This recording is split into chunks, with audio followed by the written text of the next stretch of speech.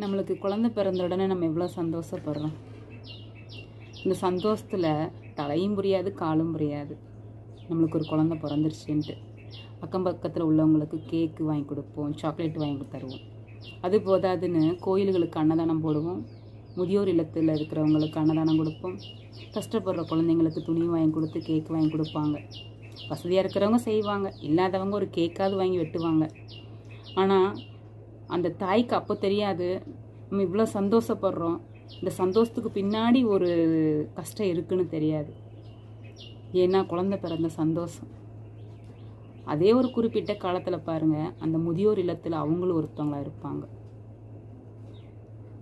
இதுதாங்க உலகம். தயவுசெய்து பெற்றவங்களை கஷ்டப்படுத்தாதீங்க. அவங்கள உங்கள் பெத்த தாயின்னு பார்க்குறத விட அவங்கள ஒரு சாமியாக பாருங்கள். அவங்களேனா நீங்கள் இந்த பூமிக்கு